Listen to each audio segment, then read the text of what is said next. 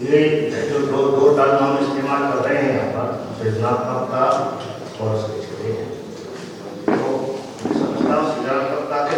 दो तरह से अर्थ लिए जाते हैं। एक तो उसका कलेक्टिव मीनिंग है कि जो हम एक अपने समय में खास तौर पर और जो तमाम दिखाया जाता है, बहुत सारे लोग दिख रहे हैं या बहुत सारे लोग किसी भी कला में काम कर रहे हैं, एक तो उससे उसका असर होता है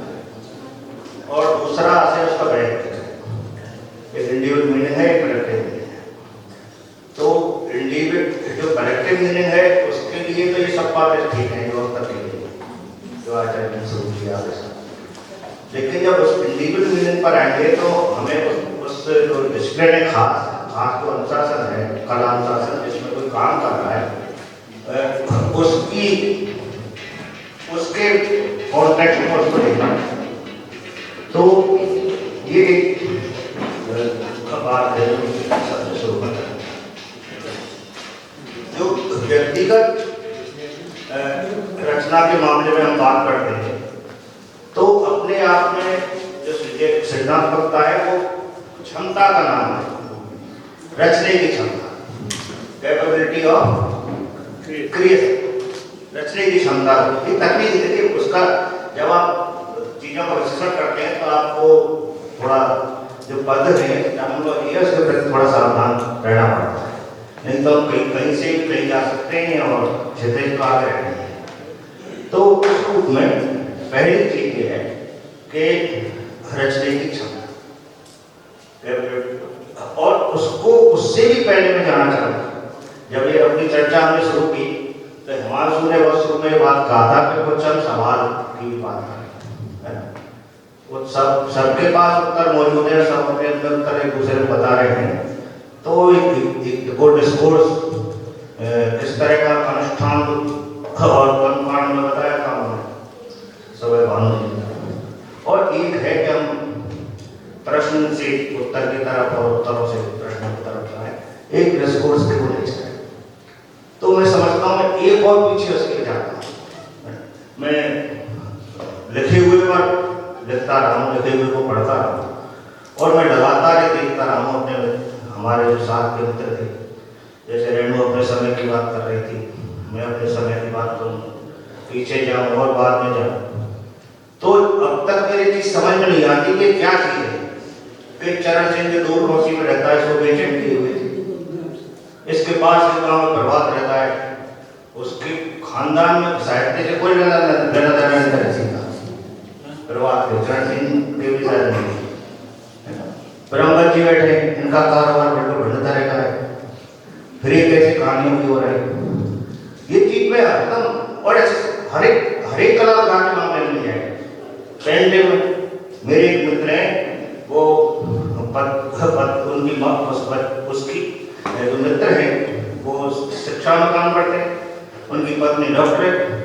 और बच्चे दिलचस्पी तबला बजाने में, और वो बहुत अच्छा तबला बजाने की बात कर। ये क्या है? क्योंकि क्षमता की बात आ गई, पहली चीज ये, और इसको अगर टर्म ढूंढना चाहूँ तो मुझे एक टर्म मिलता है, हालांकि वो संतोषप्रद नहीं है और बड़े खराब अर्थों में भी आजकल लोग कैरियरिज्म में इस्तेमाल किया जाता है। वो है एक अभिरुचि,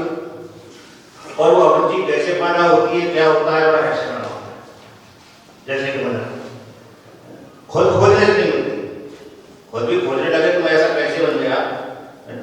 और इस तरह का तमाम सफल कारोबार था, इससे मैं क्यों नहीं संतुष्ट हुआ। बहुत अब देखिए उनका बचपन मार खाते माता पिता अपने जो एस्पिरेशन है उसको लेकर के, अपनी जो आकांक्षा है उनको आरोपित करते हैं और उस तरह ढालने की कोशिश करते हैं। और बच्चा है तो उसकी दिलचस्पी सिनेमा में है, या बच्ची है उसकी दिलचस्पी डांस में,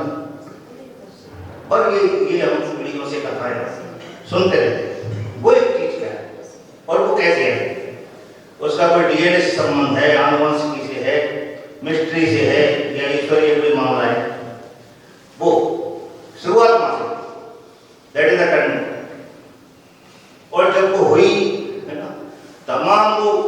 चीजें सहता रहता है, अपने को उसके लिए तैयार करता है, और वो जो तैयारी कहानी है, उसको आप हम व्याख्या करते हैं, इसका जुनून है। वो अपने याद करता है, वो जो मेरे में पैसा क्या, मैं बड़ा पैशनेट था इस चीज को, वो ये कहानियां सुनाता है। और वो जो पैशनेट था, वो जो जुनून था, उसमें जो यात्रा करता है, वो रचने की क्षमता है बढ़ क्षमता। एक चीज है, कुछ प्रोडक्ट है या गिवन है, या मतलब मुझे नहीं पता क्या है, मैं सवाल छोड़ रहा हूं आप सबके, पर कुछ था, देयर वाज समथिंग जो स्पार्क करता था। अब बाकी चला वो अर्जन की तरह, जो कैपेबिलिटी ऑफ क्रिएशन, वो लगातार अर्जित करता है, और वो स्टैटिक नहीं है, वो डायनामिक अपनी चीजें खारिज करता है, जैसा कि अविनाश ने अपने उसमें बताया। और इसमें जो ये पूरा एक आत्मसंघर्ष, आप देखिए कि मैं कम से कम मेरी तो बहुत दिलचस्पी है, किसी रचनाकार को मैं उस पर पढ़ना शुरू करता हूँ तो उसके जीवन की कहानी, जिसमें आचार्य हमेशा कहते हैं कि काल पता नहीं कैसे छूट गया मुझे, कि सृजन का गहरा रिश्ता स्वातंत्र से, स्वातंत्र नहीं है तो सृजन संभव, और स्वातंत्र दोनों तरह का, भीतर का मेरी जो चेतना स्वतंत्र, चेतना हो सकती है लेकिन जरूर नहीं कि स्वतंत्र, उसका भी समय बहुत कम बचा है, विस्तार नहीं जाऊंगा, सवाल को मैं समझ। तो वो जो स्वतंत्रता पाना सृजन के लिए, वो और क्षमता बढ़ाने के लिए जरूरी है, वो एक बड़ा आत्मसंघर्ष है। अब दूसरा मामला आता है सृजन का, तो ये तो बहुत ठीक बात है कि उसका कोई और छोड़ नहीं है 80 में, और आगे बढ़ता रहता है। एक और मीनिंग है उसका,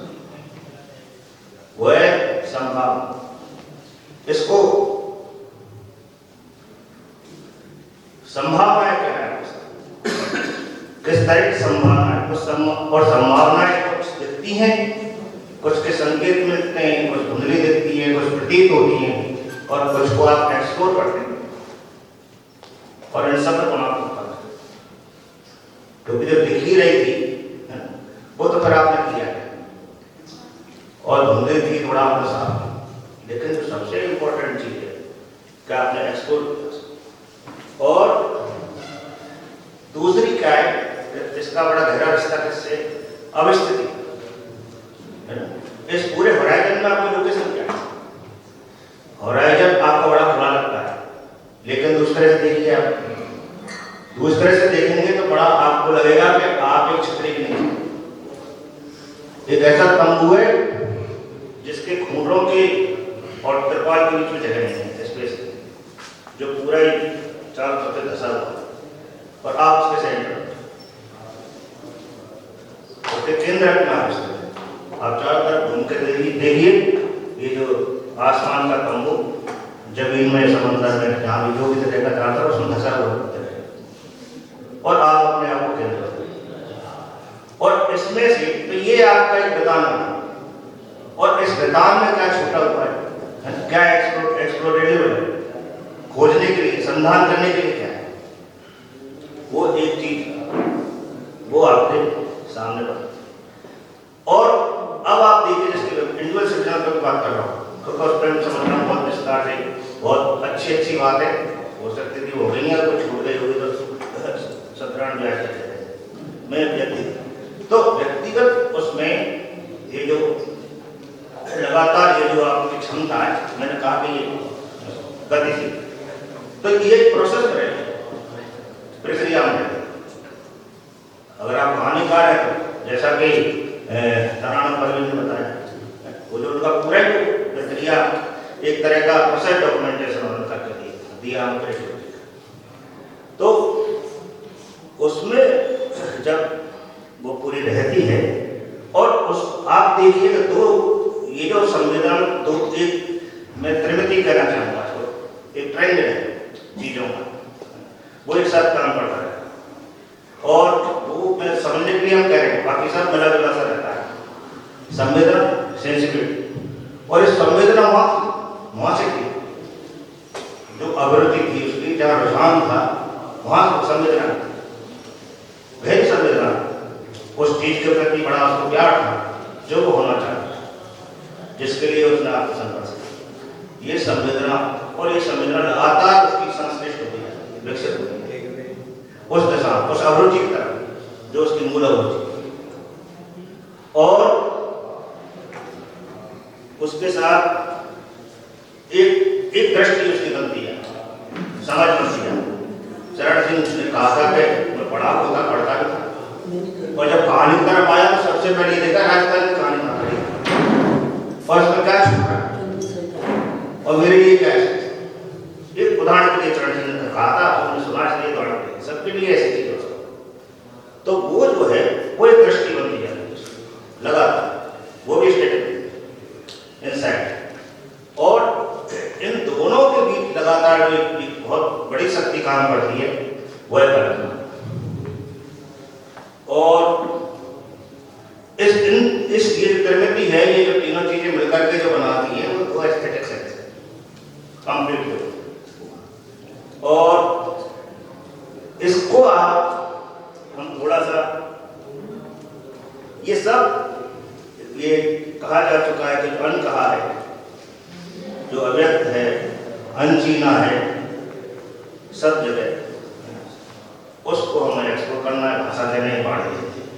मैं इसमें एक चीज जोड़ना चाहता हूँ कि ये सिर्फ एक्सटर्नल नहीं है। एक्सटर्नल कहीं भी जाएंगे हम तो हम बिल्कुल इसमें जाएंगे कि हमारे दलितों की कहानी पूरी तरह से अभी नहीं कही गई है, आदिवासियों की, माइनॉरिटी की, जो बहुत अच्छे से रनूना है, ये तो ठीक है, इनकी कहानियां आ रही है जैसे, उसका एक आयाम और है, उनके भीतर की कहानी, उनके भीतरी दुनिया की कहानी, उसके भीतर का भी जो स्कोप है, वो संभावना है, मनुष्य के भीतरी संसार, और वो भीतरी संसार बदलता रहता है, क्योंकि सेंसिटिविटी आपकी नहीं बदल रही है, सेंसिटिविटी सबकी बदल रही है, देश का कॉन्टेक्स्ट, टाइम और स्पेस के कॉन्टेक्स्ट में सेंसिटिविटी भी सबकी बदल रही है। कुछ लोग ज्यादा क्रूर होते जा रहे हैं, निर्मम होते जा रहे हैं, और कुछ लोग ज्यादा निरीह होते जा रहे हैं। तो वो हमें सब उस दुनिया में जाना है। और देश का उदाहरण, हम सब जब राजस्थान के ज्यादा साथी हैं, और हम सब आलम खान साहब को जानते हैं, उन्होंने सवाटन में लिखा है, उनकी कहानियां सवाटन होता, बहुत उपेक्षित लोग हैं। और आप देखिए उनका तरीका क्या था, अपने देश का उन्होंने कैसे देखा, और अब तराना का तरीका क्या है। एक जो ये भी वाल्मीकि समुदाय, मेहता समुदाय की स्थिति को देख रहे हैं,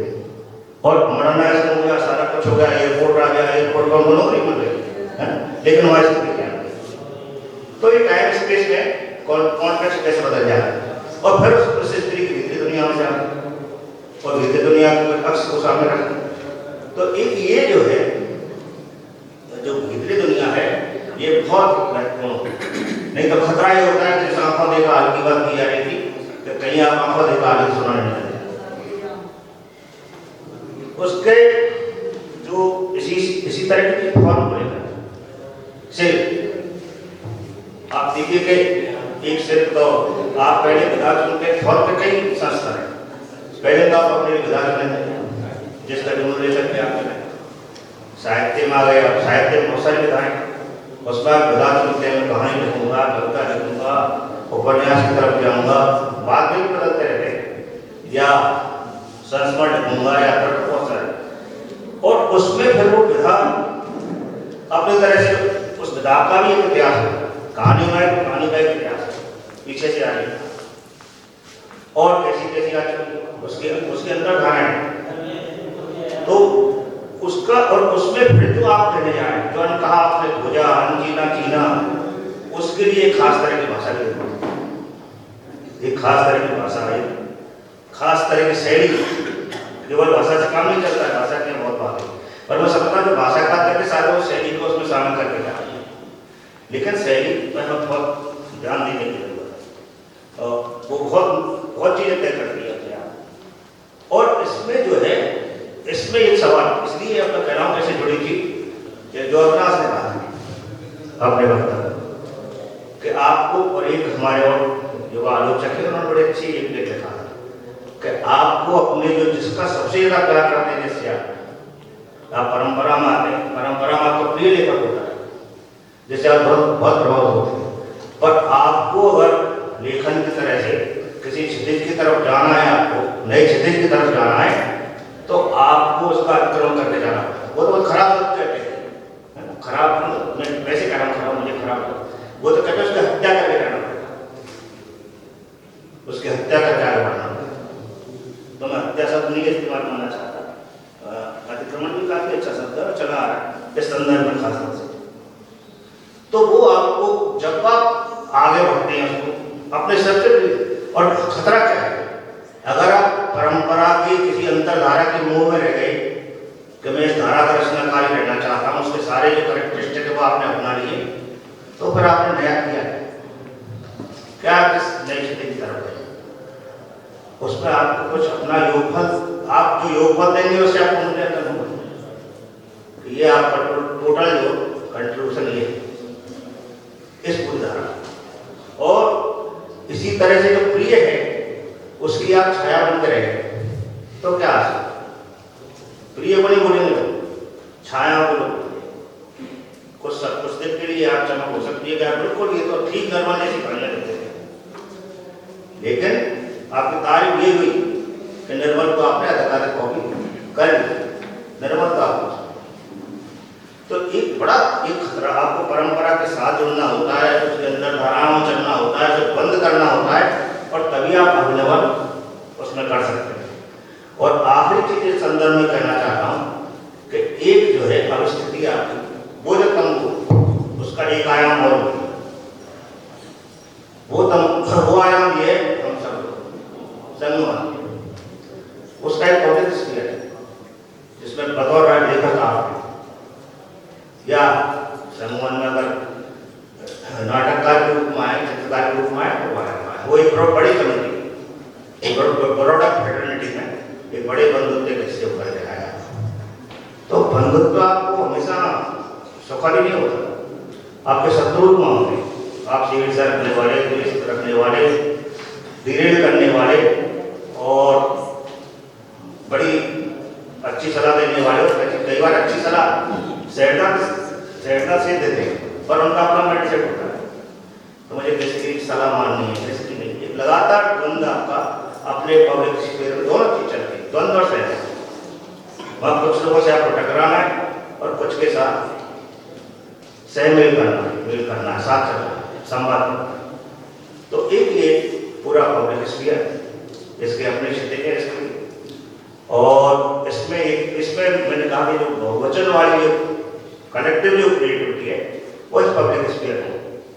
और आपको अपने इंडिविजुअल जो क्रिएटिविटी का इंडिविजुअल एस्पेक्ट है, मतलब मैं समझता हूँ कि उसको भी इससे थोड़ा अलग, इसके साथ भी देखना पड़ेगा, अलग भी देखना पड़ेगा। और ये कुछ चीज़ें मैंने आप लोगों को सुनते सुनते